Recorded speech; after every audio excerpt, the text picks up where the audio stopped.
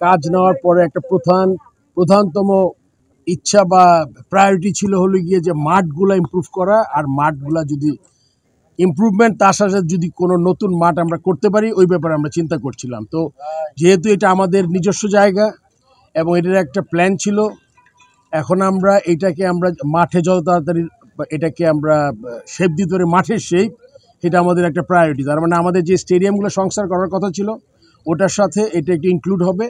আমরা সব step by step যাব। আমরা 2টা মাঠের এখানে প্রভিশন আছে, আপনি জানেন বড় একটা স্টেডিয়াম হওয়ার কথা ছিল। এই মুহূর্তে হয়তো বা এত বড় বাজেট আমরা এফোর্ড করতে পারবো না। সেই জন্য আমরা প্রথম একটা মাঠ দিয়ে শুরু করব, তারপরে পাশের মাঠটা চেষ্টা করবো আর কি। এটা হলো প্রধান কাজ। তবে এইটার কাজ আপনি শীঘ্রই দেখতে পারেন, মাঠের কাজ শুরু করবো আমরা, যাতে এখন তো আমাদের খেলা অনেক ধরনের খেলা, আপনি জানেন যে এইজ গ্রুপ থেকে শুরু করে মহিলা ক্রিকেট ডিভিশন শুরু হচ্ছে।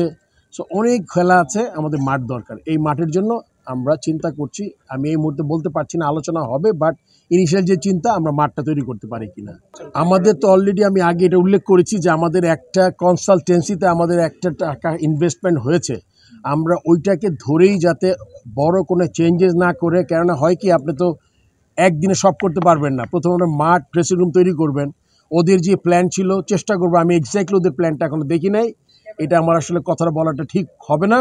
তারপরে যতটুকু আমার সাধারণ জ্ঞানে বোঝা যায় যে আমি ওই প্ল্যানটা দেখে, ড্রয়িং দেখে, ওইখানে তারা যা সাজেস্ট করেছিল ওই সাজেশন অনুযায়ী আমরা প্রথমে মাঠ করার চেষ্টা করবো। এটা হলো আমাদের চিন্তা ভাবনা। এই মাঠটা কতদিনের মধ্যে আপনারা চিন্তা করছেন শেষ করতে? এইটা আমরা যত তাড়াতাড়ি সম্ভব করব। এটা আসলে আপনি জানেন আমার একটা বোর্ড অফ ডিরেক্টরস আছে। আমার মাথায় যে চিন্তা, আমার সাথে নতুন একজন বোর্ড অফ ডিরেক্টর আসছেন, পুরনো যারা আছেন তারা বসে এটা একটা প্রায়োরিটি দিয়ে করবো। এক্স্যাক্টলি আপনাকে টাইম ফ্রেম বলতে পারবো না। যত তাড়াতাড়ি সম্ভব। আপনি জানেন যে মাঠে আমরা প্র্যাকটিস করেছি, খেলাও নাকি হয়েছে। এখন ঘাস আছে, মাঠের কিছু ডেভেলপমেন্ট আছে, একটু উঁচা করতে হবে, নাহলে পানি জমে যায়। বেশ কিছু কাজ যেটা করতে হবে, যেটা হলো অনেক বড় আকারের না, কিন্তু আপনার যেটা না করলেই নয়, এরকম কাজ করতে হবে আমাদের। যদি ভালো এরকম ফ্যাসিলিটি যদি ভালো হয়, কেন না, আমরা চাই বেস্ট ফ্যাসিলিটিতে বেস্ট খেলাগুলো হোক। যেটা আপনার যদি গ্যালারি নাও থাকে, যদি মাঠ, উইকেট, ড্রেসিং রুম ফ্যাসিলিটি ভালো হয়, এখানে আমরা করতে পারি। ড্রয়িংটা কি আপনি দেখেছিলেন?